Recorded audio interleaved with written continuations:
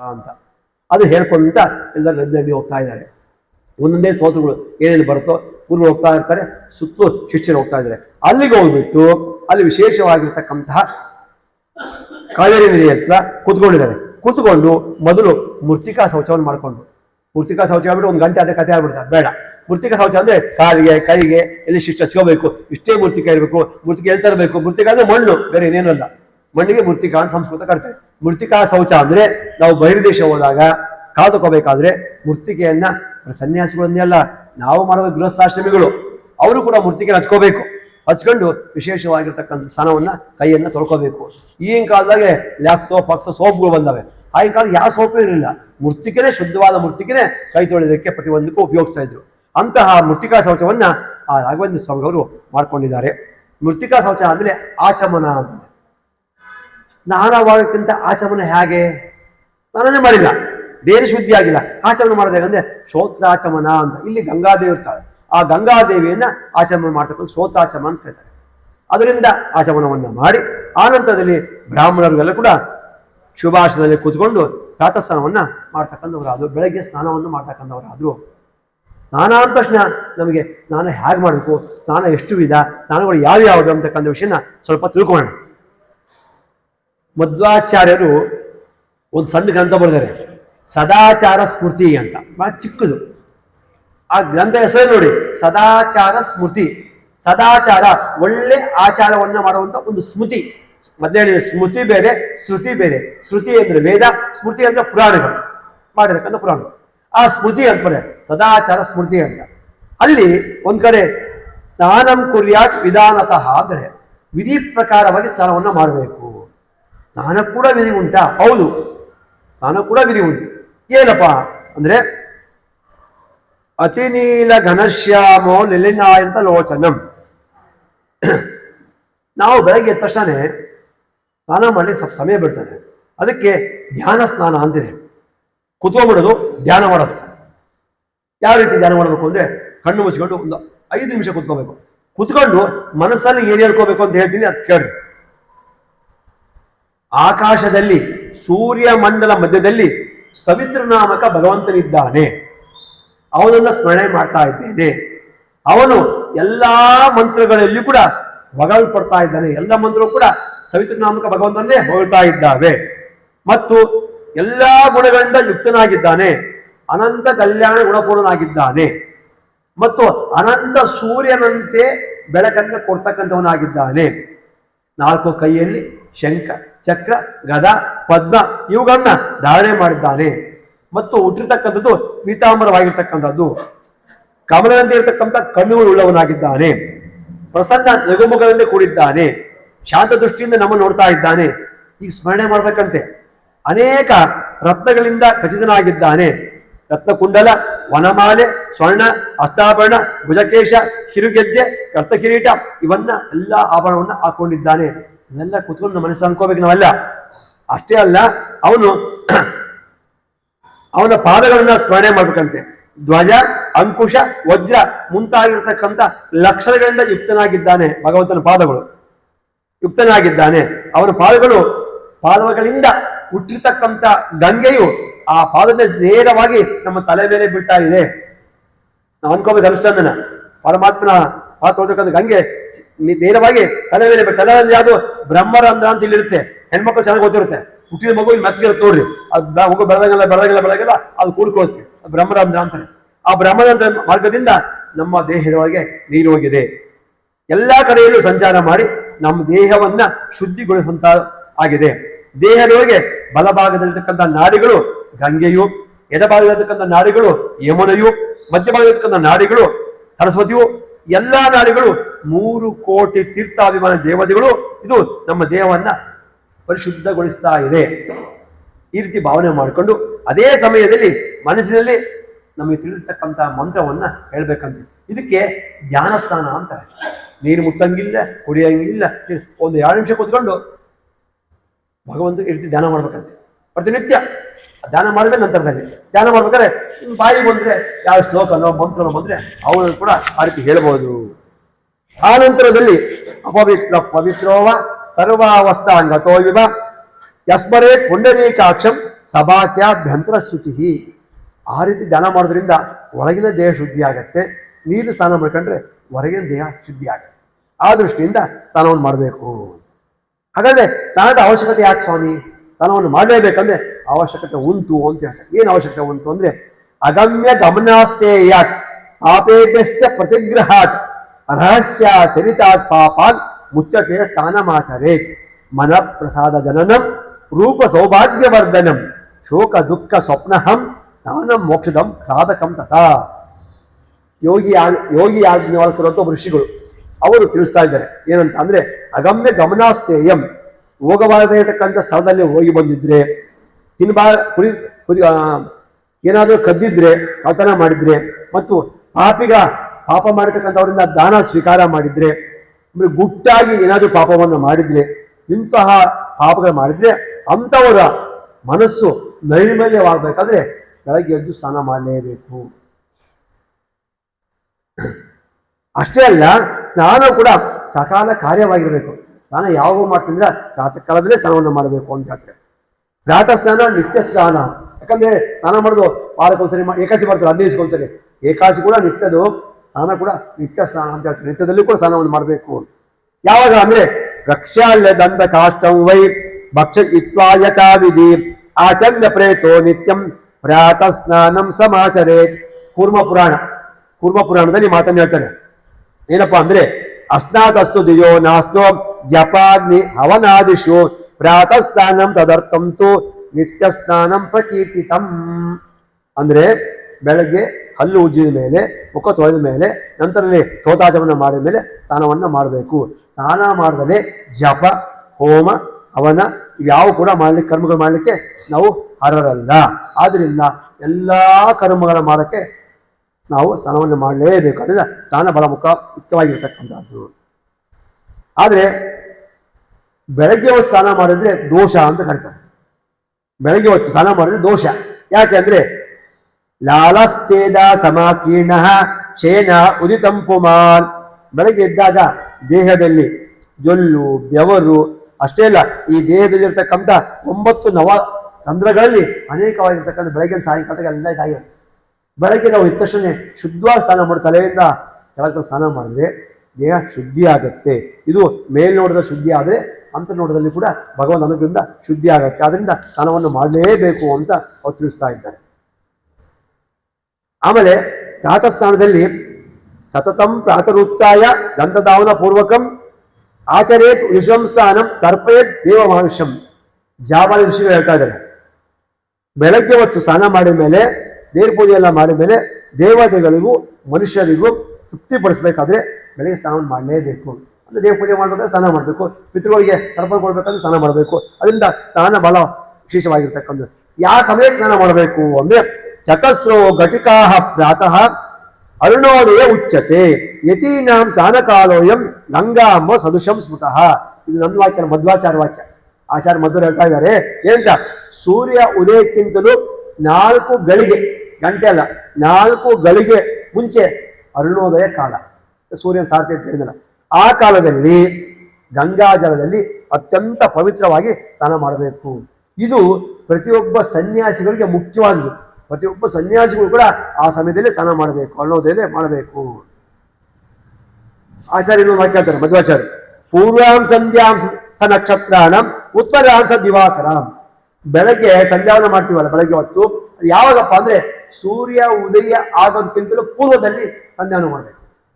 ಸೂರ್ಯ ಉದಯ ಆಗ್ತಾ ಇದ್ದಾನೆ ಅಂದ್ರೆ ಆಗ ಅರ್ಘ್ಯ ಕೊಡಬೇಕು, ನಿಂತ್ಕೊಂಡು. ಆಮೇಲೆ ಸಾಯಂಕಾಲ ಸೂರ್ಯ ಅಸ್ತಕ್ಕಿಂತ ಮುಂಚೆ, ಸೂರ್ಯನ ಮುಳುಗೇ ಇಲ್ಲ, ಅದು ಸೂರ್ಯ ಮುಳುಗೋದು ಹುಟ್ಟೋದಂದ್ರೆ ನಾವು ಮೋಡ ನೋಡಿ ಹುಡ್ಕೋಬಾರ್ದು, ಪಂಚನ್ ಟೈಮ್ ಹಾಕಿರ್ತಾನೆ. ಯಾಕಂದ್ರೆ ಮೋಡ ಮುಚ್ಚಿರುತ್ತೆ, ಸೂರ್ಯ ಮುಳುಗೋದು ಗೊತ್ತಿಲ್ಲ. ಇವತ್ತೆಲ್ಲ ಬೆಳಗ್ಗೆ ಸೂರ್ಯ ಬಂದೇ ಇಲ್ಲ, ಆಕ್ಚುಲಿ ಸೂರ್ಯನ ಕಂಡಿಲ್ಲ, ಹಂಗೆ ಸಂಧ್ಯಾ ಬಿಟ್ಬಿಡೋದೆ ಆಗಲ್ಲ. ಸಂಧ್ಯಾ ಸಮಯ ನೋಡ್ಕೋಬೇಕು, ಸೂರ್ಯ ಅಸ್ತ ಯಾವಾಗ, ಸೂರ್ಯ ಉದಯ ಯಾವಾಗ, ಆ ಸಮಯಕ್ಕೆ ಸರಿಯಾಗಿ ನಾವು ಸಂಧ್ಯಾವನ್ನ ಮಾಡಬೇಕು ಅಂತ ಆಚಾರ್ಯರು ತಿಳಿಸ್ತಾ ಇದ್ದಾರೆ. ಅಸೂರ್ಯ ದರ್ಶನಾತಿಷ್ಠೇತ್ ತತ್ಸೂಪ ವಿಶೇಷತೆ. ಗಾಯತ್ರಿ ಮಂತ್ರ ಮಾಡಬೇಕಾದ್ರೆ ಸೂರ್ಯೋದಯ ಉದಯ ಆದಮೇಲೆ ನಿಂತು ಅಥವಾ ಕುಳಿತು ಗಾಯತ್ರಿಯನ್ನು ಮಾಡಬೇಕು ಅಂತ, ಆ ಸ್ನಾನ ಮಾಡಬೇಕು ಅಂತೇಳಿ ಆಚಾರ್ಯರ ವಾಕ್ಯ ಇರ್ತಕ್ಕಂಥದ್ದು. ಅದರಿಂದ ತಸ್ಮಾತ್ ಉದಯಾಗ್ರಾಸೇವ ಅರುಣಕರ ಸ್ಪರ್ಶನ ಮಾತ್ರೇ ಸತಿ ಪ್ರಾತಃಸ್ನಾನಂ ಕಾರ್ಯ. ಸ್ಮೃತಿ ಮುಕ್ತವಾಗಿ ಹೇಳ್ತಾ ಇದ್ದಾರೆ, ಈ ಬೆಳಗ್ಗೆ ಹೊತ್ತು ಅರುಣೋದಯದಲ್ಲಿ ಮಾಡಿರ್ತಕ್ಕಂಥ ಸ್ನಾನ ತುಂಬ ಪವಿತ್ರವಾಗಿರ್ತಕ್ಕಂಥ ಸ್ನಾನ, ಅದನ್ನೇ ಮಾಡಬೇಕು ಅಂತ ಹೇಳ್ತಾರೆ. ಈ ಸ್ನಾನಗಳಲ್ಲಿ ಕೂಡ ಅವಾಂತರ ಭೇದಗಳಿದೆ, ಬಹಳ ಭೇದಗಳು. ಏನಪ್ಪಾ ಅಂದ್ರೆ, ಸ್ನಾನಂತೂ ದ್ವಿವಿಧಂ ಪ್ರೋಕ್ತಂ ಗೌಣ ಮುಖ್ಯ ಪ್ರಭೇದ. ಗೌಣ ಸ್ನಾನ, ಮುಖ್ಯ ಸ್ನಾನ. ಗೌಣ ಸ್ನಾನ, ಮುಖ್ಯ ಸ್ನಾನ. ಅದರಲ್ಲಿ ಮುಖ್ಯ ಸ್ನಾನದಲ್ಲಿ 2 ವಿಧ ಅಂತ. ಇವುಗಳಲ್ಲಿ ವಾರಣ ಸ್ನಾನ ಅಂದ್ರೆ ನೀರಿನಲ್ಲೇ ಮಾಡತಕ್ಕಂಥ ಸ್ನಾನ ಮುಖ್ಯ ಸ್ನಾನ. ಈ ವಾರಣ ಸ್ನಾನವು ಕೂಡ ನಿತ್ಯ ಸ್ನಾನ, ನೈಮಿತ್ತಿಕ ಸ್ನಾನ, ಕಾಮ್ಯ ಸ್ನಾನ, ಕಾಲಾಂಗ ಸ್ನಾನ, ಕರ್ಮಾಂಗ ಸ್ನಾನ, ಕ್ರಿಯಾಂಗ ಸ್ನಾನ, ಈ ರೀತಿಯಾಗಿ 6 ವಿಧವಾಗಿರ್ತಕ್ಕಂಥ ಸ್ನಾನಗಳಿದೆ ಅಂತ ಹೇಳ್ತಾರೆ. ಗೌಣ ಸ್ನಾನದಿಂದ ಬಂದ್ರೆ ಮಾಂತ್ರಂ ಭೌಮಂ ತಥಾಗ್ನೇಯಂ ವಾಯುವ್ಯಂ ದಿವ್ಯಮೇವಚ ವಾರುಣಂ ಮಾನಸಂ ಚೈವ ಸಪ್ತ ಸ್ನಾನಾನ್ ಅನುಕ್ರಮಾತ್. ಮಂತ್ರವನ್ನು ಹೇಳುವಂತ ಮಾಡಿದ ಸ್ನಾನ ಮಂತ್ರ ಸ್ನಾನ, ಭೂಮಿ ಸ್ನಾನ, ಅಗ್ನಿ ಸ್ನಾನ, ವಾಯು ಸ್ನಾನ, ದಿವ್ಯ ಸ್ನಾನ, ವಾರುಣ ಸ್ನಾನ, ಮಾನಸ ಸ್ನಾನ. ಇಷ್ಟರೊಳಗೆ 7ರೊಳಗೆ 1 ಹೇಳಿದ್ದೀನಿ ನಾನು. ಮಾನಸ ಸ್ನಾನ ಹೇಳ್ಬಿಟ್ಟಿದ್ದೀನಿ. ಮನಸ್ಸಿನಲ್ಲಿ ಯಾವ ರೀತಿ ಮಾಡಬೇಕು ಅಂತ ಅದನ್ನು ಹೇಳಿದ್ದೀನಿ. ಈ ವೇಳು ವಿಧಾಯಕಂತ ಗೌರವ ಸ್ಥಾನಗಳ ಬಗ್ಗೆ ತಿಳಿಸ್ತಾ ಇದ್ರೆ, ಅಪವಿತ್ರ ಪವಿತ್ರೋವ ಎಂಬತಕ್ಕಂಥ ಮಂತ್ರವನ್ನು ಹೇಳಿದ್ರೆ ಅದು ಮಂತ್ರ ಸ್ನಾನವಾಗುತ್ತೆ. ಮತ್ತು 2ನೇದು ತುಳಸಿ ಮೃತ್ತಿಕ, ತುಳಸಿ ಗಿಡದ ಮಣ್ಣನ್ನು ತಗೊಂಡು ಆ ಮಣ್ಣನ್ನು ಹಚ್ಕೊಂಡ್ರೆ, ಅದು ನೀರಾಗಿ ಕಳಿಸಿ ಮೋಕ್ಷ ಮಾಡ್ಕೊಂಡ್ರೆ ಅದು ಕೂಡ ವಿಶೇಷವಾಗಿರುತ್ತೆ, ಮೃತ್ತಿಕಾ ಸ್ನಾನವಾಗುತ್ತೆ. 3ನೇದು ಹೋಮ ಮಾಡಿರ್ತೀವಲ್ಲ, ಹೋಮ ಹವನ, ಅದರೊಳಗೆ ಬೂದಿ ಅಂತ ಕರಿತೀವಿ ನೀವು. ಆ ಹೋಮದ ಕುಂಡದಲ್ಲಿರ್ತಕ್ಕಂಥ ಭಸ್ಮ ಅದನ್ನ ದೇಹಕ್ಕೆ ಹಚ್ಕೊಂಡ್ಬಿಟ್ರೆ ಅದು ಆಗ್ನೇಯ ಸ್ನಾನ ಅಂತ ಆಗುತ್ತೆ. ದನಗಳು ಕರುಗಳು ಹೋಗ್ತಾ ಇರ್ತಾವೆ, ಸಾಯಂಕಾಲ ಬೆಳಗ್ಗೆ ಹೋಗ್ಬೇಕಾದ್ರೆ ಒಂದು ಧೂಳು ಬರುತ್ತೆ. ಆ ಧೂಳಿದೆಯಲ್ಲ, ಆ ಧೂಳನ್ನ ನಮ್ಮ ಮೈಗೆ ಹಚ್ಕೊಂಡ್ಬಿಟ್ರೆ ಅದು ವಾಯುವ್ಯ ಸ್ನಾನ ಅಂತ ಅನ್ಸುತ್ತೆ. ಆಮೇಲೆ ಬಿಸಿಲು ಇರ್ತದೆ, ಮಳೆ ಬರ್ತಾ ಇದೆ. ಆ ಬಿಸಿಲು ಮಳೆ ಬರ್ಬೇಕಾದ್ರೆ ಅಲ್ಲೋಗಿ ನಿಂತ್ಕೊಂಡು ಬಿಟ್ರೆ ಅದು ದಿವ್ಯ ಸ್ನಾನ ಅಂತ ಕಾಣ್ತದೆ. ನೀರಿನಲ್ಲೇ ಹೋಗಿ ಅವಾಗ ಮುಳುಗಿಬಿಟ್ಟು ಮಾಡಿದ್ರೆ ಅದು ಅವಗಾನ ಸ್ನಾನ, ವಾರಣ ಸ್ನಾನ ಅಂತ ಕರೀತಾರೆ. ಈ ರೀತಿಯಾಗಿ ಭಗವಂತನ ಸ್ಮರಣೆ ಮಾಡತಕ್ಕಂತಹ ಸ್ನಾನವೇ ಮಾನಸ ಸ್ನಾನ ಅಂತೇಳಿ ಒಟ್ಟು 7 ರೀತಿಯಾಗಿ ಸ್ನಾನವನ್ನು ಮಾಡಬೇಕು ಅಂತ ಹೇಳ್ತಾ ಇದ್ದಾರೆ. ಅಂತ 7 ರೀತಿಯಲ್ಲಿ ಕೂಡ ರಾಘವೇಂದ್ರ ಸ್ವಾಮಿಯವರು ಸ್ನಾನವನ್ನು ಮಾಡ್ತಾ ಇದ್ರು. ಈ ಮಾಡಬೇಕಾದ್ರೆ ಕೆಲವೊಂದಿದೆ, ಕಂಠ ಸ್ನಾನ ಅಂತಿದೆ, ಕುದಿಗೆ ತಂಗ ಮಾಡ್ತಾರೆ. ಏನ್ ಹೇಳಿದಾರಪ್ಪ ಅಂದ್ರೆ, ಅಶಿರಸ್ಯ ಭವೇ ಸ್ನಾನಂ ಸ್ನಾನಶಕ್ತೌಚ ಕರ್ಮಣ ಕಂಠಸ್ಥಾನಂ ಸದಾ ಕಾಚತ್ ರೋಗಾಗಿ. ಕಂಠಸ್ಥಾನ ಮಾಡ್ತಾರಲ್ಲ, ಅದು ಕಂಠಸ್ಥಾನ ಮಾಡೋದು ಎಲ್ಲೆಲ್ಲಿ ಹೇಳಿಲ್ಲ. ಯಾರಿಗೆ ರೋಗ ಬಂದಿರುತ್ತೆ ದೇಹಕ್ಕೆ, ಜ್ವರ, ಸುಸ್ತು, ಮೈಕೈ ನೋವು, ಕೈಲಾಗಲ್ಲ, ಅಂಥವ್ರಿಗೆ ಮಾತ್ರ ಕಂಠಸ್ನಾನ ಆಗಿದೆ. ಚೆನ್ನಾಗಿದ್ಯಪ್ಪ ಅಂದ್ರೆ ತಲೆ ಮೇಲೆ ಸ್ನಾನನೇ ಮಾಡಬೇಕು. ಇದು ಗಂಡಸರಿಗೆ. ಹೆಣ್ಮಕ್ಕಳಿಗೆ ತಲೆಯಲ್ಲಿ ಸದಾ ಗಂಗಾದೇವಿ ಆಗ್ತಾದ್ರಿಂದ ಮುತ್ತೈದೆಯರು ಬೆಳಗ್ಗೆ ಹೊತ್ತು ಶುದ್ಧವಾಗಿ ಮಡಿಯಿಂದ ಸ್ನಾನ ಮಾಡಬೇಕು ಅಂದ್ರೆ ಕಂಠಸ್ನಾನನೇ ಅವ್ರಿಗೆ ಶ್ರೇಷ್ಠ. ತಲೆ ಮೇಲೆ ಸ್ನಾನ ಅವ್ರಿಗೆ ಹೇಳೇ ಇಲ್ಲ. ಮಡಿಯಿಂದ ಅಡುಗೆ ಮಾಡಿ ದೇವರಿಗೆ ನೈವೇದ್ಯಕ್ಕೆ ಬರುತ್ತೆ, ಮನೆ ದೇವರಿಗೆ. ಆದರೆ ಕೆಲವು ದಿನಗಳು ಹೇಳಿದ್ದಾರೆ ಎರ್ಕೊಂಡು ಸ್ನಾನ ಮಾಡಬೇಕು ಅಂತ. ಅಂಥ ದಿನಗಳು ಮಾತ್ರ ಹೆಣ್ಮಕ್ಳು ಎರ್ಕೋಬೋದಿಲ್ಲ. ಅವ್ರು ಬೈತಲೆ ಅಂತ ಹೇಳಿದಿಲ್ಲ, ಅದೇ ವಿಶೇಷವಾಗಿರ್ತಕ್ಕಂಥ ಗಂಗಾ ಸ್ನಾನ ಅಂತೇಳಿ ತಿಳಿಸ್ತಕ್ಕಂಥವ್ರು ಆಗ್ತಾರೆ. ಆಮೇಲೆ ಕಟ್ಟಿ ಸ್ನಾನ, ಸೊಂಟದಷ್ಟು ಮಾಡಬೇಕು ಅಂದ್ರೆ ಅದು ಯಾವಾಗ ಅಂದ್ರೆ ಪೂರ್ತಿ ಆಗಲ್ಲ ಅಂದ್ರೆ ನೀರಿನಲ್ಲಿ ಹೋಗಿ ಸೊಂಟ ಎತ್ಕೋಬೇಕಂತೆ ಅಷ್ಟು ಮಾಡಬೇಕು. ಮಾರ್ಜನ ಸ್ನಾನ, ಮಂತ್ರ ಸ್ನಾನ, ಇವು ಕೂಡ ಪ್ರೋಕ್ಷಣೆ ಮಾಡ್ಕೊಂಡು ಸ್ನಾನವನ್ನು ಮಾಡಬೇಕು ಅಂತ ಹೇಳ್ತಾರೆ. ಈ ರೀತಿ ಮಾಡಿದಾಗ ಉಷ್ಣೋದಕ ಸ್ನಾನ ಎಲ್ಲರೂ ಮನೆಗೆ ಅದೇ ಮಾಡೋದು. ಈ ಮಳೆಗಾಲ ಚಳಿಗಾಲದ ತಣ್ಣೀರಲ್ಲಿ ಮಾಡ್ತಾರೆ, ಬಿಸಿಲೇ ಮಾಡ್ತಾರೆ. ಋತಾತುಷ್ಣೋದಕ ಸ್ನಾನಂ ಋತಾಜಪ್ಯಮವೈದಿಕಂ ಋತಾಶೋತ್ತವ್ಯ ದಾನಂ ಮೃದಾ ಭಕ್ತಂ ಅವಾಕ್ತು. ಇಲ್ಲಿ ವೇದ ಮಂತ್ರವನ್ನು ಬಿಟ್ಟು ಉಳಿದ ಮಂತ್ರವನ್ನು ಹೇಳಬಾರದು. ವೇದ ಮಂತ್ರ ಶ್ರೇಷ್ಠ. ವೇದಾಧ್ಯಯನವನ್ನ ಮಾಡುವವನಿಗೆ ದಾನ ಕೊಡಬೇಕು, ಅದು ಬಿಟ್ಟು ಯಾರಿಗೂ ಕೊಡಬಾರ್ದು.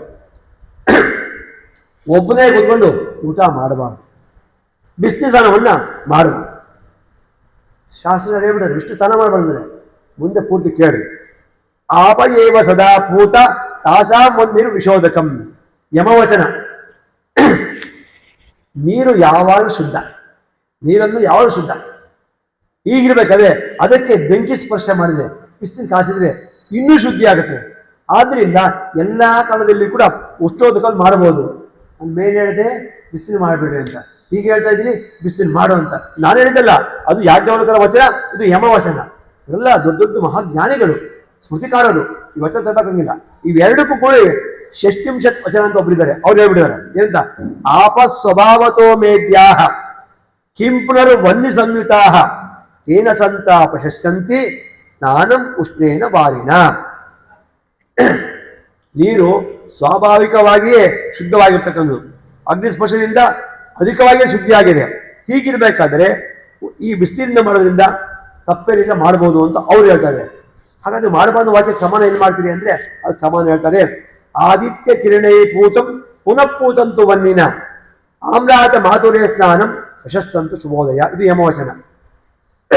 ನದಿ, ಬಾವಿ, ಕೆರೆ ಎಲ್ಲಿರ್ತವೆ? ಹೊರಗಡೆ ಇರ್ತವೆ. ಬಿಸಿಲು ಬಿದ್ದೇ ಬಿಡ್ತವೆ ಮೇಲೆ. ಪ್ರತಿನಿತ್ಯ ಸೂರ್ಯನ ಕಿರಣಗಳು ಕೆರೆ ಮೇಲೆ, ಬಾವಿ ಮೇಲೆ, ನದಿ ಮೇಲೆ ಬಿದ್ದೇ ಬೀಳುತ್ತೆ. ಅದರಿಂದ ಶುದ್ಧಿಯಾಗಿರುತ್ತೆ. ಹೀಗಿರಬೇಕಾದ್ರೆ ಮತ್ತೆ ಯಾವ ರೀತಿ ಅಂದ್ರೆ ಅದಕ್ಕೆ ಹೇಳ್ತಾರೆ, ಆಮಾತ್ಮ್ಯ ಮಾತುರೆಯ ಸ್ನಾನಂ ವಸಂತತು ಸುಧೋದಕಂ ನಿತ್ಯಂ ನೈಮಿತಿಕಂ ಸ್ನಾನಂ ಕ್ರಿಯಾಂಗ ಮನಪಕರ್ಷಣಂ ತೀರ್ಥಾವಾವೇತು ಕರ್ತವ್ಯಂ ಉಷ್ಣೋದಕ ಪರೋತತೈ. ಎಲ್ಲ ಸ್ನಾನ ಮಾಡೋಕ್ಕಾಗಿದ್ದಾಗ ರೋಗ ರುಚಿಗಿದ್ದಾಗ ಬಿಸಿಲು ಸ್ನಾನವನ್ನು ಮಾಡಬಹುದು. ಆದರೆ ವಿಶೇಷವಾಗಿ ಕೆಲವು ದಿನಗಳು ಹೇಳಿದ್ದಾರೆ, ಹಬ್ಬ ಹರಿದಿನ ಅಂತ ಹೇಳಿದ್ದಾರೆ. ಅಂಥ ದಿನಗಳಲ್ಲಿ ತಪ್ಪದೇ ಬಿಸಿಲು ಮಾಡಬೇಕು. ಯಾವ ರೀತಿ ಬಿಸಿಲು ಅಂತ ಅದನ್ನು ಬಿಸಿಲಿನ ಬಗ್ಗೆ ಹೇಳ್ತಾರೆ. ಬಿಸಿ ಬಿಸಿ ನೀರು ಬಿಟ್ಕೊಂಡ್ಬರೋದಲ್ಲ. ಮೊದಲು ಪಾತ್ರೆ ತಣ್ಣೀರು ಹಾಕಬೇಕು, ಆಮೇಲೆ ಬಿಸಿ ಬಿಸಿ ನೀರು ಹಾಕಬೇಕು, ಕೊನೆಗೆ ಒಂದು ತಮಗೆ ತಣ್ಣೀರು ಹಾಕಬೇಕು. ಆಗ ಆದಿ ಅಂತೆಯಲ್ಲಿ ತಣ್ಣೀರು, ಮಧ್ಯದಲ್ಲಿ ಬಿಸಿಲು ಗೊತ್ತಾಗುತ್ತಾ? ಅದೇ ಕಾಣಿಸಲ್ಲ ನಮಗೆ. ನಾವು ಮಾಡಬೇಕಾದ್ರೆ ಆ ಥರ ಅನುಸಂಧಾನ ಮಾಡಿಕೊಂಡ್ರೆ ಅದು ಬಿಸಿಲು ಅನ್ಸ್ಕೊಳ್ಳೋದಿಲ್ಲ. ಈ ಸ್ನಾನವನ್ನು ಮಾಡಿದ್ರೆ ಅದು ನಿಜವಾಗಿ ಇದು ಬರುತ್ತೆ. ಇದರ ಶಾಸ್ತ್ರ ಸಂಪ್ರದಾಯ ಹೇಳ್ತೀನಿ. ನಮ್ಮ ರಾಯಮಠ ಸ್ವಾಮಿಗಳ ಪರಂಪರೆಯಲ್ಲಿ ಯಾವತ್ತೂ ತಣ್ಣೀರು ಸ್ನಾನ ಮಾಡಿದ್ರೆ ರಾಮದೇವ್ರ ಪೂಜೆ ಮಾಡ್ಲಿಕ್ಕೆ ಬರೋದಿಲ್ಲ. ಪ್ರತಿಮೆ ಪೂಜೆ ಮಾತ್ರ ವಿಷಯ ಹೇಳ್ತೀವಿ. ಚತುರ್ಯುಗ ಮೂರ್ತಿ ರಾಮದೇವ್ರ ಪೂಜೆ ಮಾಡ್ಬೇಕಂದ್ರೆ ಅವ್ರು ಬಿಸಿಲಿಂದಲೇ ಸ್ನಾನ ಮಾಡ್ಬೇಕನ್ನ ತಣ್ಣೀರು ಮಾಡಿದ್ರೆ ಬರೋದಿಲ್ಲ. ತಣ್ಣೀರಿಂದ ರಾಯ ಪೂಜೆ ಮಾಡ್ಬೋದು, ಸನ್ಯಾಸಿ ಪೂಜೆ ಮಾಡ್ಬೋದು, ಓಪನ್ ಮಾಡ್ಬೋದು, ಇದು ಮಾಡ್ಬೋದು, ಪ್ರತಿಷ್ಠೆ ಮಾಡ್ಬೋದು, ಎಲ್ಲ ಮಾಡ್ಬೋದು. ಆದರೆ ಪ್ರತಿಮಾ ಪೂಜೆ ಮಾಡಬೇಕಾದ್ರೆ ಬಿಸಿಲೇ ಮಾಡೋದು ಸಂಪ್ರದಾಯ, ಶಾಸ್ತ್ರ ಅಲ್ಲ. ಎಲ್ಲ ಮಾಡೋದಕ್ಕೆ ಏನು ಮಾಡೋದು ಅನ್ಕೋಬೇಡಿ. ಕೆಲವು ಮರದಲ್ಲೇ ಮಾಡ್ತಾರೆ, ಕೆಲವು ಮಾಡೋದು ಸಂಪ್ರದಾಯ. ಸಂಪ್ರದಾಯ ಈಗ ಬಂದರೆ ಬಿಸಿಲು ಕಾಯಿಸ್ಬೇಕು. ಲೆಕ್ಕ ಬಿಸಿಲು ಗಾಲ ಇರಲಿ, ಒಲೆ ಬಿಸಿಲು ಕಾಯಿಸ್ಬೇಕು. ವ್ಯಕ್ತಿ ತಣ್ಣೀರು ಬಿಸಿಲು ಮಿಕ್ಸ್ ಮಾಡಿದ್ರೆ ಅದು ಮಾಡೋದು ಪ್ರತಿನಿತ್ಯ. ನಾಲ್ಕೈದು ಜನ ಸ್ವಾಮಿ ಮಾಡಿದ್ದೀನಿ, ಎಲ್ಲರೂ ಬಿಸಿಲು ಕಾಯಿಸಿ ತಾನು ನೋಡಿ. ಇಲ್ಲಿ ಕೂಡ ಒಂದ್ಸರಿ ಪೂಜೆ ಆಗಿತ್ತು, ಇಲ್ಲಿ ಬಿಸಿಲು ಕಾಯಿಸಿದ್ವಿ ನೋಡಿರ್ಬೋದು. ಇವೆಲ್ಲ ರಾಮದೇವ್ರ ಪೂಜೆ ಹಬ್ಬ. ಆ ರೀತಿಯಾಗಿ ಅದು ಉಂಟು. ಅದು ವಿಶೇಷ, ಅದು ಸಂಪ್ರದಾಯ, ಶಾಸ್ತ್ರ ಅಲ್ಲ. ಆ ರೀತಿ ಅದಕ್ಕೆ ಶಾಸ್ತ್ರ ಕೂಡ ಹೇಳ್ತೇವೆ ಬಿಸಿಲು ಮಾಡಬಾರ್ದು ಅಂತ ಹೇಳಿಲ್ಲ. ಹಬ್ಬ ಹರಿದಿನಗಳಲ್ಲಿ, ಕೈಲಾಗದಲ್ಲಿ, ಆರೋಗ್ಯ ಇಲ್ಲದಲ್ಲಿ, ವಯಸ್ಸಾದಲ್ಲಿ ಬಿಸಿಲು ಮಾಡಿ. ಚೆನ್ನಾಗಿ ಶಕ್ತಿ ಇರುತ್ತೆ ಅಂಥವ್ರು ಖಂಡಿತವಾಗಿ ತಲೆ ಮೇಲೆ ಸ್ನಾನವನ್ನು ಮಾಡಬೇಕು. ಉಷ್ಣೋದಕವನ್ನು ಮಾಡಿದ್ರೆ ಅದು ಕಾರಣ ಏನಪ್ಪ ಅಂದರೆ, ಯಾಕೆ ಮಾಡಬಾರ್ದು ಪ್ರಶ್ನೆ ಮಾಡಿ ಜನಗಳು ಏನೇನೋ ಪ್ರಶ್ನೆ ಮಾಡ್ತಾರೆ. ಅದು ಕೇಳ್ತಾರೆ, ಮೃತೇ ಜನ್ಮನಿ ಸಂಕ್ರಾಂತಿ ಶಾದ್ಯ ಜನ್ಮನಿ ದಿನೇ ತಥಾ ಅಸ್ಪೃಶ್ಯ ಸ್ಪರ್ಶನೇ ಚೈವ ನಸ್ನಾಯಂ ಉಷ್ಣವಾರಿಣಂ. ಮರಣ ಯಾರೋ ಹೋಗಿರ್ತಾರೆ, ಮುಟ್ಟಿಗೆ ಬಂದಿರ್ತೀವಿ, ಏನೇ ಮಾಡ್ತೀವಿ, ಒಂದು ಮನೆ ಒಂದು ಬಿಸಿ ಬಿಸಿ ಸ್ನಾನ ಮಾಡಿದ ಅಂತ ಟೈಮಲ್ಲಿ ಮಾಡಲೇಬಾರ್ದು. ಆಮೇಲೆ ಜನನ, ಮಗು ಹುಟ್ಟಿದೆ, ವೃದ್ಧಿ ಬಂತು, ಕುರುಡು ಬಂತು, ಆ ಟೈಮಲ್ಲಿ ತಣ್ಣೀರು ಸ್ನಾನನೇ ಮಾಡಬೇಕು. ಸಂಕ್ರಾಂತಿ 12 ತಿಂಗಳು ಸಂಕ್ರಾಂತಿ ಬರುತ್ತೆ, ಆ ಸಮಯದಲ್ಲಿ ತಣ್ಣೀರು ಸ್ನಾನ ಮಾಡಬೇಕು. ಶ್ರಾದ್ದ, ಅವ್ರ ಅಪ್ಪ ಅಮ್ಮ ವೈದಿಕ ಇರುತ್ತೆ, ಅವ್ರು ತಣ್ಣೀರು ಸ್ನಾನನೇ ಮಾಡಬೇಕು. ಜನ್ಮದಿನ ಇದೊಂದು ವಿಶೇಷ ನೋಡ್ರಿ. ಹುಟ್ಟಿದಪ್ಪ ನನ್ನ ಮಗಂದು ಚೆನ್ನಾಗಿ ಎಣ್ಣೆ ಹಚ್ಚಿಬಿಟ್ಟು ಎಲ್ಬಿಟ್ಟು ನಾವು ಪಾರ್ಟಿ ಮಾಡ್ತೀವಿ ಅಂತ ಖಂಡಿತ ಮಾಡಬಾರ್ದು. ಅದು ಬಿಸಿಲು ಸ್ನಾನ ಮಾಡಲೇಬಾರ್ದು, ತಣ್ಣೀರೇ ಮಾಡಿಸ್ಬೇಕು. ಸ್ವತಃ ಮೈಲಿಗೆ ಅವರು ಬಿಸಿಲು ಮಾಡಬಾರ್ದು. ಹೊರಗಿನ ಇರ್ತಕ್ಕಂಥ ಮುಟ್ಟಿರ್ತೀವಿ ಅಂಥವ್ರು ಕೂಡ ಮಾಡ್ಬೋದು. ಹುಣ್ಣಿಮೆ, ಅಮಾವಾಸ್ಯೆ, ಗ್ರಹಣ ಇಂಥ ಸಮಯದಲ್ಲಿ ಬಿಸಿಲು ಸ್ನಾನ ಖಂಡಿತ ಮಾಡಬಾರ್ದು. ಆದಿತ್ಯವಾರ, ಸಪ್ತಮಿ, ಹುಣ್ಣಿಮೆ ಮತ್ತು ಅಮಾವಾಸ್ಯೆ ಇಂಥ ದಿನದಲ್ಲಿ ಕೂಡ ಸ್ನಾನವನ್ನು ಬಿಸಿಲು ಸ್ನಾನ ಮಾಡಬಾರ್ದು. ಹಾಗೆ ಮಾಡಿದರೆ ಆರೋಗ್ಯ, ಪುತ್ರ, ಮಿತ್ರ ಇವೆಲ್ಲ ಕೂಡ ಹಾನಿಯಾಗುತ್ತೆ. ಆದ್ದರಿಂದ ಮಾಡಬಾರ್ದು. ಆದರೆ ಶೀತ ಸ್ನಾಪ್ತ ನಿಷಿದ್ಧಷ್ಟು ನಾನು ಹೇಳಿದ್ದೇನೆ ಮೊದಲೇ, ಒಂದು ಪಾತ್ರೆಯಲ್ಲಿ ತಣ್ಣೀರು ಸ್ವಲ್ಪ ಇಟ್ಕೊಂಡು ಅದರಲ್ಲಿ ಬೇಕಾಗಿರ್ತಕ್ಕಂಥ ಬಿಸಿನೀರು ಹಾಕಿಬಿಟ್ಟು ಮತ್ತೆ ಅದರ ಮೇಲೆ ಪುನಃ ಸ್ವಲ್ಪ ತಣ್ಣೀರು ಹಾಕಿಕೊಂಡು ಅಂತಹ ಬಿಸಿಲು ಮಾಡಿದ್ರೆ ಯಾವ ದೋಷ ಬರೋದಿಲ್ಲ. ನಾವು ಬಿಸಿಲು ಸ್ನಾನ ಮಾಡ್ದಂಗೆ ಅಲ್ಲ, ಬಿಸಿ ಬಿಸಿನೇ ಇರ್ತದೆ. ಒಂದು ತಣ್ಣೀರು ತಣ್ಣೀರು, ಒಂದು ಕೂಡ ಬಿಸಿನೀರು, ಮತ್ತೆ ಒಂದು ತಣ್ಣೀರು ನೀರು, ತಣ್ಣೀರು, ಏನಾಗಲ್ಲ, ಬಿಸಿ ಬಿಸಿ ನೀರು. ಆದ್ದರಿಂದ ಆ ರೀತಿ ಬಿಸಿಲು ಸ್ನಾನವನ್ನು ಮಾಡಬಹುದು ಅಂತೇಳಿ ಈ ಸಂದರ್ಭಗಳನ್ನ ತಿಳಿಸ್ತಕ್ಕಂಥವರಾಗಿದ್ದರೆ, ಅದೇ ರೀತಿಯಾಗಿ ರಾಘವೇಂದ್ರ ಸ್ವಾಮಿ ಅವರು ಕೂಡ ಆಯಾ ವಿಶಿಷ್ಟವಾಗಿರ್ತಕ್ಕಂಥ ಕಾವೇರಿಯಲ್ಲಿ ಹೋಗ್ಬಿಟ್ಟು ಸ್ನಾನವನ್ನು ಮಾಡಿ ಆ ಗುರುಗಳಾಗಿರ್ತಕ್ಕಂಥ ವಿಜೇಂದ್ರ ಸ್ವಾಮಿಯವರ ಸನ್ನಿಧಾನಕ್ಕೆ ಬಂದು ಆ ವಿಶಿಷ್ಟವಾಗಿರ್ತಕ್ಕಂಥ ಪೂಜೆಯನ್ನು, ದರ್ಶನವನ್ನು ಮಾಡಿ ಅವರ ಸೇವೆಯನ್ನು ಮಾಡಿ ಆಮೇಲೆ ಮಠಕ್ಕೆ, ಅಲ್ಲಿರ್ತಕ್ಕಂಥ ಪಕ್ಕದಲ್ಲಿರ್ತಕ್ಕಂಥ ಮಠಕ್ಕೆ ಬಂದ್ಬಿಟ್ಟು ಆ ಮಠದಲ್ಲಿ ಕೂತ್ಕೊಂಡು ವೇದಾಂತ ವಿಚಾರ ಬಂದಿರತಕ್ಕಂಥ ಪಂಡಿತರು, ವಿದ್ವಾಂಸರು ವೇದಾಂತ, ಅದು ಬೇರೆ ಕೆಲಸನೇ ಇಲ್ಲ, ಸನ್ಯಾಸರು ಬೇರೆ ಕೆಲಸ ಇಲ್ಲ. ಪಾಠ, ಪ್ರವಚನ, ಪುರಾಣ, ಭಗವಂತ ಸ್ಮರಣೆ ಮಾಡೋದು, ಪೂಜೆ ಮಾಡೋದಿವೆ ಅದು ಕೆಲಸ. ನಮ್ಮಂಥ ಗೃಹಸ್ಥ, ಅದಕ್ಕೆ ಧನ್ಯೋಸ್ಮಿ ಗೃಹಸ್ಥಾಶ್ರಮಿ ಅಂತಿದೆ. ನಮ್ಮಂಥ ಗೃಹಸ್ಥಾಶ್ರಮ ಅಂದರೆ ಮದುವೆ ಮಾಡ್ಕೊಂಡ್ರು ಅಂತ ಅರ್ಥ. ಲಗ್ನ ಮಾಡ್ಕೊಂಡ್ರೆ ಅವರೇ ಧನ್ಯರು. ಸನ್ಯಾಸಿಗೆ ಅಲ್ಲೇ ಇಲ್ಲ, ಒಂದು ತಿನ್ನಕ್ಕಿಲ್ಲ, ಇಲ್ಲಕ್ಕಿಲ್ಲ, ಕುಡಿಯಕ್ಕಿಲ್ಲ. ನಾವೇಕೆಲ್ಲ ಹೋಗ್ತೀವಿ, ಒಂದು ಪಂದ್ಯ ಹುಡ್ಕೊಂಡ್ಬಿಟ್ಟು ನೀರು ಕುಡ್ಬಿಡ್ತೀವಿ. ಅವ್ರು ಹಂಗಲ್ಲ, ಹೋಗಿ ಸ್ನಾನ ಮಾಡಿ ಒದ್ದೆ ಹುಡ್ಕೊಂಡು ಮಾಡ್ಕೊಂಡು ಒಂದು ನೀರು ಕುಡಿಬೇಕು. ಒಂದು ನೀರು ಕುಡಿಲಿಕ್ಕೂ ಸ್ವತಂತ್ರ ಇದೆ. ಅದಕ್ಕೆ ಧನ್ಯೋಸ್. ನೀವು ಗೃಹಸ್ಥಾಶ್ರಮಿಗೆ ಹೆಂಡತಿ, ಮಕ್ಕಳು, ಮೊಮ್ಮಕ್ಕಳು ಇಟ್ಕೊಂಡೆ ಸಾಧನೆ ಮಾಡ್ಕೊಂಡ್ರೆ ಮೋಕ್ಷ ಸಿಗುತ್ತೆ. ಸನ್ಯಾಸಿ ಆಗ್ಬೇಕು ಅಂತ ಆಸೆ ಹೊರಬೇಕಾಗಿಲ್ಲ ಅಂತ. ಆ ರೀತಿಯಾಗಿ ಪಾಠ ಪ್ರವಚನದಲ್ಲಿ ಮೊದಲಿಗೆ ಬೆಳಗ್ಗೆ ವೇದಾಂತ ವಿಚಾರಗಳು, ಮುನಿತ್ರಯರಾಗಿರ್ತಕ್ಕಂಥ ಮಧ್ವಾಚಾರ್ಯರು, ಜಯತೀರ್ಥರು, ವ್ಯಾಸರಾಜರು ಮಾಡತಕ್ಕಂಥ ಗ್ರಂಥಗಳ ಬಗ್ಗೆ ಪಾಠ ಪ್ರವಚನ, ವಾಕ್ಯಾರ್ಥ ವಿಷಯಗಳು, ಚರ್ಚೆಗಳು. ಇವ್ರು ಯಾಕೆ ಹೇಳಿದ್ದಾರೆ, ಯಾಕೆ ಮಾಡಿದ್ದಾರೆ ಅಂತೇಳಿ ಚರ್ಚೆಗಳು. ಅಂತಹ ಮಠದಲ್ಲಿ ವಿಶೇಷ ವಿಚಾರಗಳನ್ನು ಮಾಡಿಕೊಟ್ಟು ಆಮೇಲೆ ಚರ್ಚೆ ಮಾಡಿದ ಮೇಲೆ ಇನ್ನೇನು ಅಷ್ಟೊತ್ತಿಗೆ ಬಂದು, ಸ್ವಾಮಿ ಮಧ್ಯಾಹ್ನ ಆಯಿತು, ಸ್ನಾನಕ್ಕೆ ಹೋಗ್ಬೇಕು, ರಾಮದೇವ ಪೂಜೆ ಮಾಡಬೇಕು ಅಂತ ಒಂದು ಶಿಷ್ಯರು ಹೇಳ್ತಾರೆ. ಅಲ್ಲಿ ಚರ್ಚೆ ನಿಲ್ಲಿಸ್ಬಿಟ್ಟು ಮಧ್ಯಾಹ್ನಕ್ಕೆ ಹೋಗಿ ಪುನಃ ರಾಮದೇವ ಪೂಜೆ ಎಲ್ಲವನ್ನು ಮಾಡಿ ಸ್ನಾನವನ್ನೆಲ್ಲ ಮಾಡ್ಕೊಂಡ ಮೇಲೆ ಆ ನಂತರದಲ್ಲಿ ವಿಶೇಷವಾಗಿರ್ತಕ್ಕಂತಹ ಅವರು ಪೂಜೆ ಮುಗಿಸಿ ನೈವೇದ್ಯ ಮುಗಿಸಿ ಎಲ್ಲ ಮಾಡಿ ಏನು ಮಾಡ್ತಾರೆ ಅಂದರೆ, ರಾಘವೇಂದ್ರ ಸ್ವಾಮಿಗಳವರು ಶ್ರೀಹರಿಯ ಪಾದೋದಕವನ್ನು ಮಾಡ್ತಾರೆ. ಪಶ್ಚಾತ್ಕೃತ್ವ ಹರಿಪದನತಿಂ ಸೂರ್ಯಮಿಂದೋತ ಭುಕ್ತ್ವಾ ಪುಣ್ಯಂ ಭೈಕ್ಷ್ಯಂ ತದರಚಯನ್ ತರ್ಕ ಶಬ್ದಾದಿ ಶಾಸ್ತ್ರೀ. ತರ್ಕ ವ್ಯಾಕರಣ ಪಾಠ ಎಲ್ಲ ಮುಗಿದ ಮೇಲೆ ಪೂಜೆ ಮುಗಿಸ್ಕೊಂಡು ತಾವು ಕೂಡ ತೀರ್ಥವನ್ನು ರಾಶನ ಮಾಡಿಕೊಂಡು ಅವರು ಭಿಕ್ಷಕ್ಕೆ ಕೂತಕ್ಕಂಥವ್ರಾಗ್ತಾರೆ. ಅವರು ಎಲ್ಲ ಶಾಸ್ತ್ರ ಮಾಡಿಕೊಂಡು ಭಿಕ್ಷೆಯನ್ನು ಮಾಡಿ, ಭಿಕ್ಷೆ ಅಂದರೆ ಊಟ ಮಾಡ್ತಾರಂತ, ಊಟ ಮಾಡಿ ಆವತ್ತಿನ ಸಮಯವನ್ನು ಕಳೆದು ಆ ನಂತರದಲ್ಲಿ ಮರುಸವಾಗಿರ್ತಕ್ಕಂಥ ಸಾಯಂಕಾಲದಲ್ಲಿ ಏನು ಪೂಜೆ ಮಾಡಬೇಕು, ಸಾಯಂಕಾಲ ಪಂಚೋಪಚಾರ ಪೂಜೆ, ಬೆಳಗ್ಗೆ 16 ಪೂಜೆ. ಅಂದರೆ ಈ ರೀತಿ ಮಾಡುವಂಥ ಪೂಜೆಯನ್ನು ಮಾಡಿ ನಂತರದಲ್ಲಿ ಅವರು ವಿಶ್ರಾಂತಿ ತಗೋಬೇಕು. ಇದು ಸನ್ಯಾಸಿಗಳ ನಿಯಮ. ಅದೇ ರೀತಿ ರಾಘವೇಂದ್ರ ಸ್ವಾಮಿಗಳು ಕುಂಭಕರ್ಣದಲ್ಲಿ ಒಂದು ದಿನದ ಪೂಜೆಯನ್ನೆಲ್ಲವನ್ನು ಮುಗಿಸಿ ವಿಶ್ರಾಂತಿಯನ್ನು ಪಡೆದರು ಎಂಬತಕ್ಕಂಥ ವಿಷಯದೊಂದಿಗೆ 9ನೇ ಸರ್ಗದ ರಾಘವೇಂದ್ರ ವಿಜಯ ಮುಕ್ತಾಯವಾಗಿದೆ. ಇನ್ನು ನಾಳೆ ದಿವಸ ಮಂಗಳ ಕೊನೆಯದಾಗಿರ್ತಕ್ಕಂಥ 10ನೇ ಸರ್ಗದ ರಾಘವೇಂದ್ರ ವಿಜಯ ಒಂದಿಗೆ ರಾಯರ ಚರಿತ್ರೆ ಸಂಪೂರ್ಣ ಮುಗಿದು ಗ್ರಂಥವು ಕೂಡ ಮುಗಿತದೆ ಅಂತ ಹೇಳ್ತಾ ನನ್ನ ಪ್ರವಚನ ಮುಗಿಸ್ತಾ ಇದ್ದೇನೆ. ಹರಿ ಓಂ ಶ್ರೀ ಕೃಷ್ಣಾರ್ಪಣಮಸ್ತು. ದಿನ ಶ್ರೀನಿವಾಸ ದೇವರು, ನಮ್ಮ ಹನುಮಂತ ದೇವರು ಪ್ರವಚನ ಕೇಳ್ತಾ ಇದ್ರು. ಇವತ್ತು ಸಾಕ್ಷಾತ್ ನರಸಿಂಹದೇವರು ಅಷ್ಟಕ್ಲೇ ಬಂದ್ಬಿಟ್ಟಿದ್ದಾರೆ. ಅಷ್ಟಕ್ಲೇ ಬಂದ್ಬಿಟ್ಟು ಅದು ನರಸಿಂಹದೇವರು ಕೂಡ ನರಸಿಂಹ ಬೇರೆ ಅಲ್ಲ, ವೆಂಕಟಪ್ಪ ಬೇರೆ ಅಲ್ಲ, ಇಬ್ಬರು ಒಂದೇ. ಅನೇಕ ದಿವಸಗಳ ಕಾಲ ಅರ್ಚನೆ ಮಾಡಿ ಅವೆಲ್ಲ ಮುಗಿಸ್ಕೊಂಡು ಅವರು ಒಂದು ಮುಗಿದಿದೆ ರಾಶಿಗೆ ಬಂದಿದ್ದಾರೆ ಅಂತ ಅರ್ಚಕರಿಂದ ನಮ್ಮ ಕನ್ಯಾ ಅವ್ರ ಅಣ್ಣನ ಒಂದ್ಸಲ ನಿಮ್ಗೆ ಹೇಳಿದ್ದೆ. ಅವ್ರ ಅಣ್ಣ ಒಬ್ರು ನನಗೆ ಸುಧಾರ ಕಾಲಕ್ಕೆ ಇದು ಮಾಡಿದಂತ ವೆಂಕಟ ನರಸಿಂಹಾಚಾರ್ಯ ಅಣ್ಣಲ್ಲ, ಅಣ್ಣ ಹಿಡಿದು ಅಂತ ಹೇಳಿದ್ದೆ. ಅವ್ರ ಕಾಲಕ್ಕೆ ಇದ್ದೀವಿ. ಇವ್ರು ಹೆಂಗಂದ್ರೆ ವಯಸ್ಸಿನ ದೊಡ್ಡವರು, ಅರ್ಚಕರು, ನಮ್ಮ ಮೇಲೆ ತುಂಬಾ ಅಭಿಮಾನ. ನಾನು ಒಬ್ಬ ಹುಡುಗ, ಅವ್ರ ಮುಂದೆ ನಾನು ದೊಡ್ಡಲ್ಲ, ನಾನು ಪಂಡಿತನಲ್ಲ, ನಾನು ಜ್ಞಾನಿ ಅಲ್ಲ, ಮ್ಯಾನೇಜರ್ ಅಲ್ಲ, ನಾನು ಹುಡುಗ. ಆದ್ರೆ ದೊಡ್ಡ ಅರ್ಚಕರು ಅಂದರೂ ಕೂಡ ಒಂದು ವಿನಯ, ತುಂಬಾ ವಿನಯ ಅವರು. ಅವ್ರ ಮಕ್ಕಳು ಅಷ್ಟೇ ಪಾಪ. ನಿಮ್ಗೆ ಗೊತ್ತಿರ್ಬೋದು, ಇಲ್ಲಿ ಆಚಾರ ಶ್ರೀನಾಥಾಚಾರ್ಯ ತುಂಬ ನಮಗೆ ಜೊತೆಗಿದ್ರು. ಕರ್ಕೊಂಡು ಅಲ್ಲೂ ಕೂಡ ಮಗನಿಂದ ಆ ನರಸಿಂಹ ಸೇವೆ ಮಾಡ್ತಾರೆ ಅಂತ ಅವ್ರಿಗೆ ಆಯವಾಗಿ ಕೊಡಲಿ ಅಂತ ಹೇಳ್ತಾ ಪ್ರವಚನ ಮುಗಿಸ್ತಾ ಇದ್ದೀನಿ. ಹರಿ ಓಂ ಶ್ರೀ ಕೃಷ್ಣ ಅರ್ಪಣೆ.